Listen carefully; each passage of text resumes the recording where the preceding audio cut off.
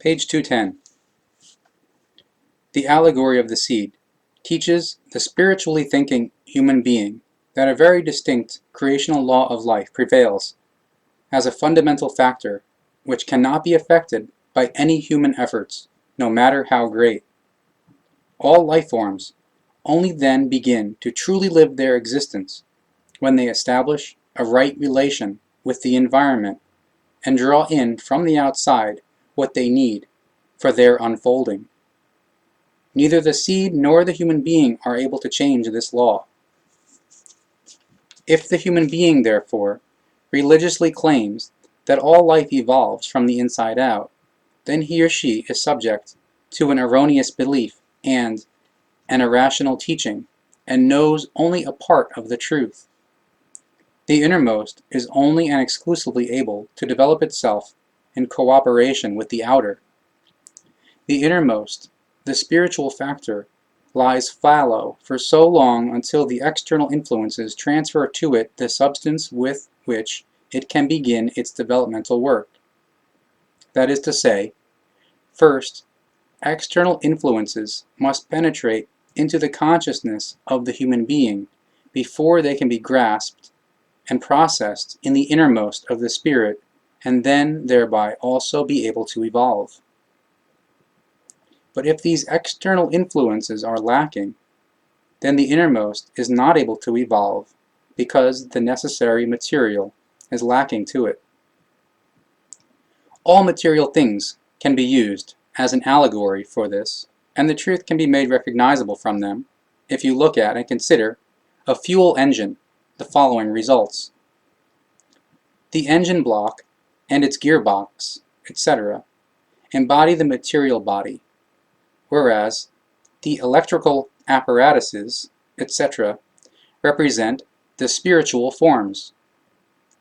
Although this engine now exists in its perfection, it, however, is not yet able to work because it is still lacking the external influences, namely the fuel.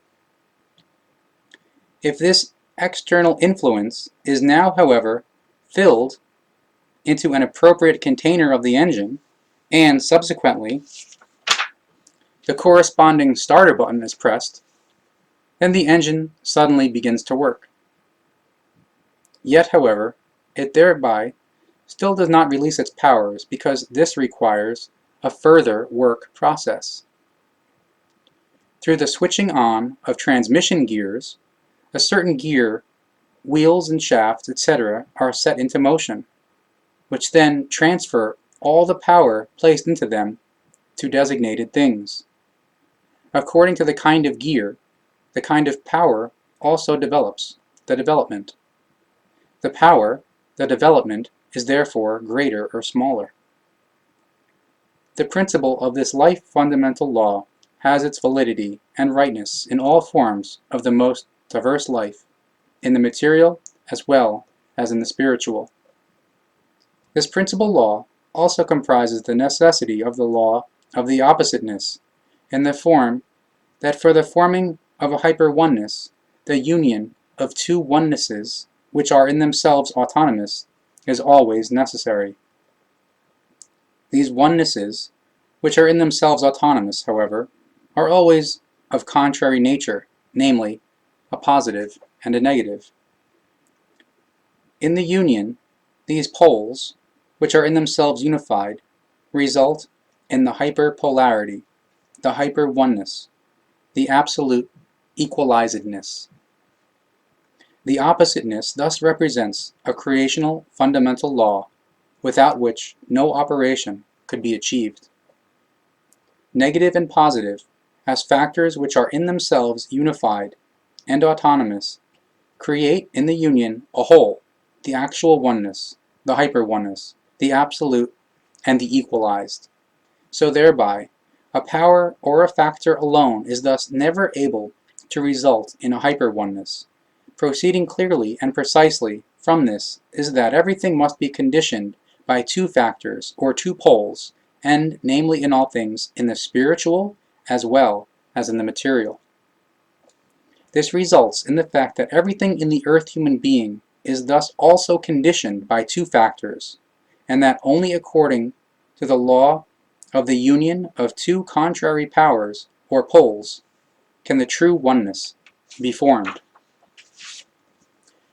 It is thereby clear that the human thinking forms must also be of contrary nature in order to, in the union, be able to reshape or complete itself into a hyper-oneness. Thinking forms, feeling impulsations, and so on and so forth, exist and work according to this law, and thus enable the evolution and relative absolute fulfillment.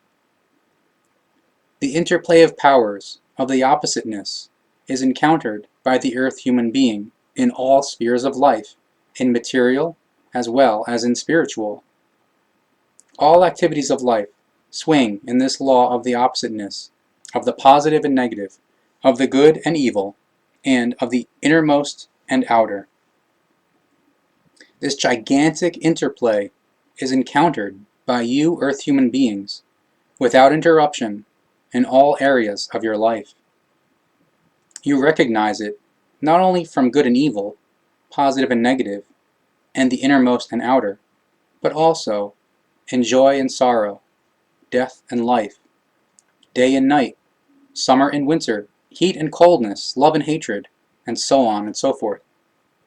But you recognize it also in the masculine and feminine, which, as two contrary powers, which in themselves, however, each form a complete oneness, in the union appear as a hyper-oneness, and embody the act of all procreation, the principal, fundamental law of all life.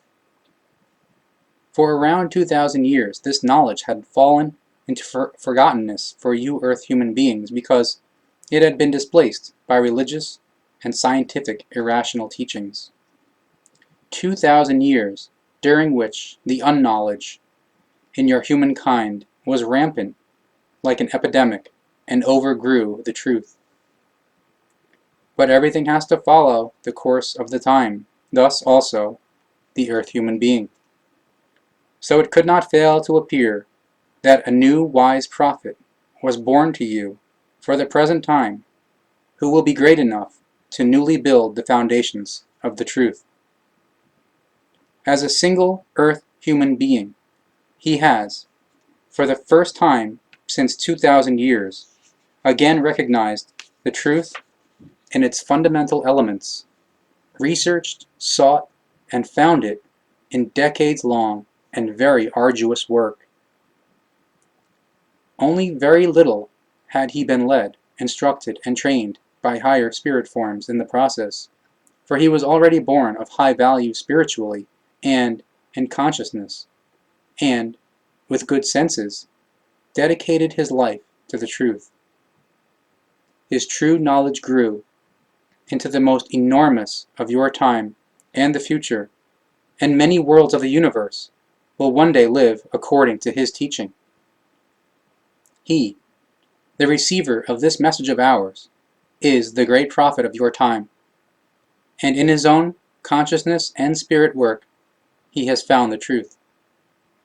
On many occasions, he has already written down and recorded parts of his gigantic knowledge. His knowledge is very great, and it lies within the frame of the real truth, which we have to commend him with praise. And as we know many of his things, we want to use the exact reproduction of his words for the explanation of the earth-human thinking forms and the human feeling world. So therefore, the following corresponds to the thinking form of your new prophet, which is, however, very precisely in concordance with our cognizance. The literal reproduction of his words is the following explanation, in a form that is surely comprehensible to you, in the form of profound truth, which must be recognized and followed by you earth human beings, because it shows the way that leads to one's own harmony and paves the path to the spiritual form of thinking. The new proclaimer's works of instruction are the following.